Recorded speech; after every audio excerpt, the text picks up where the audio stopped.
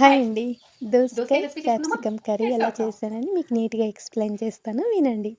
First capsicum, దోసకాయని బాగా కడిగి చిన్న ముక్కలుగా కట్ చేశాను. తర్వాత పాన్‌లో ఆయిల్ వేసి అందులో జీలకర్ర, ఆవాలు వేసి తాలింపు పెట్టాను. అందులోకి కరివేపాకు, ఆనియన్, ఎండుమిర్చి వేసి కొద్దిగా వేగించిన తర్వాత ఇప్పుడు కట్ చేసిన క్యాప్సికమ్, దోసకాయ వేసి బాగా కలిపి కొద్దిగా ఉప్పును, పసుపు యాడ్ చేసి మగ్గనిచ్చాను. తర్వాత కారం పొడి, ధనియాల పొడి వేసి బాగా కలిపిన తర్వాత కొద్దిగా ఒక కప్పు పెరుగనేది యాడ్ చేశాను. పెరుగేసిన కొద్దిగా వాటర్ మనకెంత అవసరమో అంత.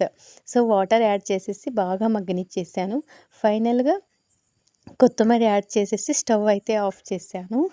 ఇంత సింపుల్‌గా చేశాను ఈ దోసకాయ క్యాప్సికమ్ కర్రీ. టేస్ట్ మాత్రం సూపర్ అనమాట. ఈ ఒక్కసారి ట్రై చేస్తే మళ్ళీ మళ్ళీ చేయాలనిపిస్తుంది. ఇలాంటి మరిన్ని వీడియో కోసం నా ఛానల్‌ని సబ్స్క్రైబ్ అవ్వండి. Thank you for watching.